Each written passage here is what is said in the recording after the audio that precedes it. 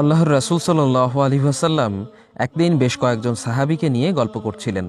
আলাপ আলোচনার এক পর্যায়ে তিনি বললেন, আমার কাছে সকল উম্মত পেশ করা হলো। আমি দেখলাম কোন কোন নবীর সাথে কতিপয় লোক রয়েছে, সংখ্যায় ৩ থেকে ৭ জন অনুসারী। আবার কোন কোন নবীর সাথে ১ অথবা ২ জন অনুসারী রয়েছে। এমনও কোন কোন নবীকে দেখলাম যাদের সাথে কেউ নেই। ইতোমধ্যে বিরাট একটি জামাত আমার সামনে পেশ করা হলো। আমি মনে মনে ভাবলাম, এরাই আমার উম্মত। কিন্তু আমাকে বলা হলো যে এটি হলো হযরত মুসা আলাইহিস সালাম ও তার উম্মতের জামাত। আপনি অন্য দিগন্তে তাকান।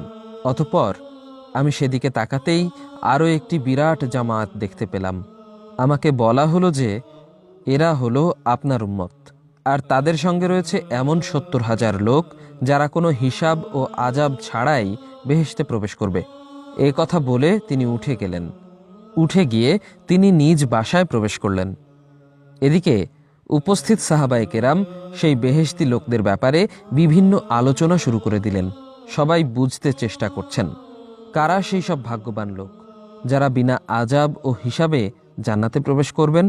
কেউ কেউ বললেন, সম্ভবত ওই লোকেরা হলো তারা যারা আল্লাহর রাসূল সাল্লাল্লাহু আলাইহি ওয়াসাল্লামের সাহাবা, যারা রাসূল সাল্লাল্লাহু আলাইহি ওয়াসাল্লামের সঙ্গেই নিজের জীবন কাটিয়ে দিয়েছেন।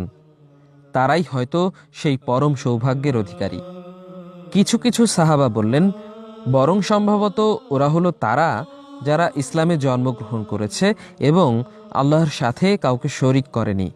এভাবেই এক একজন এক এক কথা বলতে থাকলেন। ধীরে ধীরে এই ব্যাপারটা তাদের সবার আলোচনার কেন্দ্রবিন্দুতে পরিণত হলো। আর কেনই বা হবে না? জান্নাত যে সকলের আরাধনার বিষয়, সকলের লক্ষ্যই যে জান্নাত প্রাপ্তি এবং জাহান্নাম থেকে মুক্তি। এভাবে আলোচনার মধ্যেই আল্লাহর রাসূল সাল্লাল্লাহু আলাইহি ওয়াসাল্লাম নিজ ঘর হতে বের হয়ে এলেন এবং তাদের নিকট বললেন, তোমরা কি ব্যাপারে আলোচনা করছো?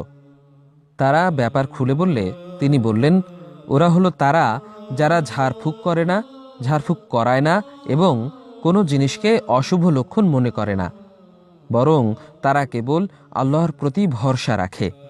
এই কথা শুনে উক্কাশাহ ইবনে মিহসান উঠে দাঁড়ালেন এবং বললেন, হে আল্লাহর রাসূল, আপনি আমার জন্য দোয়া করুন যেন আল্লাহ আমাকে তাদের দলভুক্ত করে দেন। তিনি বললেন, তুমি তাদের মধ্যে একজন। অতঃপর আর এক ব্যক্তি উঠে দাঁড়িয়ে বললেন, আপনি আমার জন্যও দোয়া করুন যেন আল্লাহ আমাকেও তাদের দলভুক্ত করে দেন। তিনি বললেন, উক্কাশাহ এ ব্যাপারে তোমার অগ্রগমন করেছে। এই হাদিস থেকে আমরা এই শিক্ষা পাই যে